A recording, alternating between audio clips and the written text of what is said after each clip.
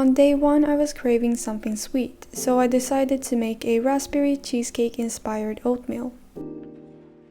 Into a small saucepan add 40 grams of oats, 200 grams of water, a handful of raspberries, some salt, a splash of vanilla extract, and maple syrup to taste. Give that a good stir, and while the oatmeal is cooking, let's prepare the cream cheese sauce. Combine half a tablespoon of cream cheese, 1 to 2 tablespoons of milk, and about a teaspoon of maple syrup.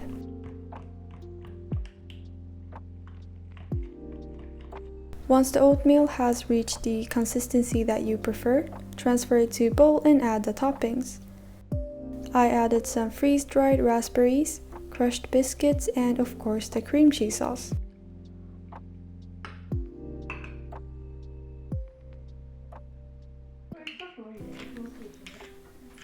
We had some leftover pizza sauce that had to be used, so on day 2 I made a pizza toast.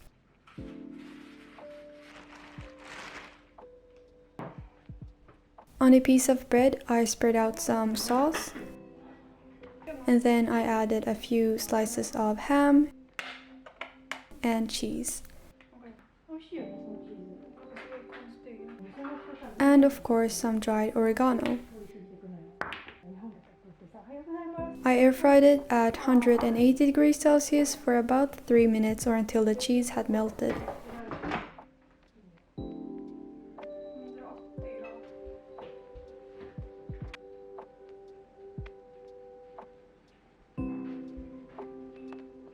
Not the prettiest breakfast, but it was really good.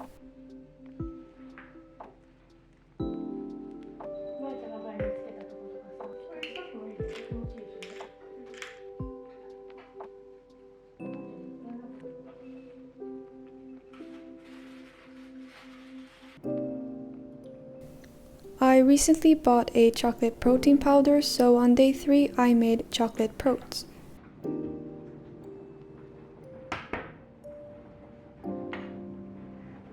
Into a small saucepan, add 40 grams of oats, 200 grams of water, half a tablespoon of cacao powder, and some salt. Give that a good stir, and while the oatmeal is cooking, slice up some banana for topping.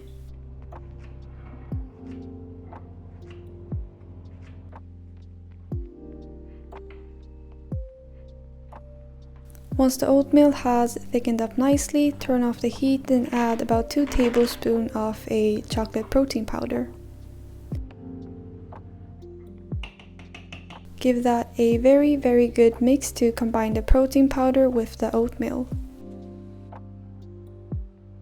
Transfer it to a bowl and it is time to add the toppings. I added some banana for freshness, chopped nuts for crunch, and some milk. The milk is, in my opinion, definitely necessary for this recipe since the protein powder makes the oatmeal very thick.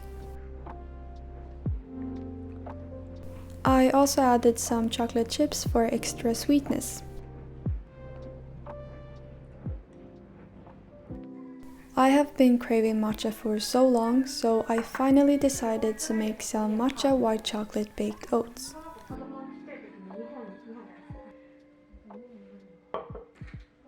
You will need 40 grams of oats, 50 grams of milk, 2 tablespoons of plain yogurt, half a teaspoon of matcha powder,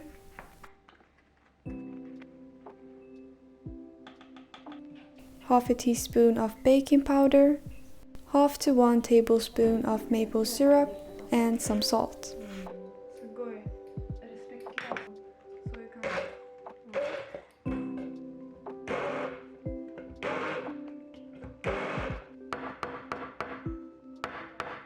Blend that until smooth and then transfer the batter to a ramekin.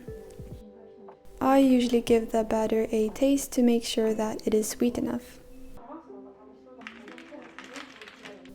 I really like the combination of matcha and white chocolate, so I will add some white chocolate.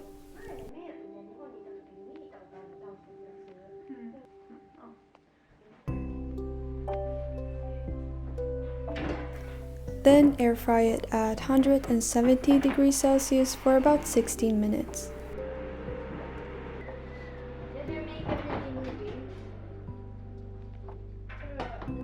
I love this recipe. The white chocolate gives it a nice crunch and kind of a caramelized flavor. I hope that you enjoyed this video, and if you did, please give it a thumbs up and subscribe to my channel. And I would also love to hear which one of these recipes that you would like to try first.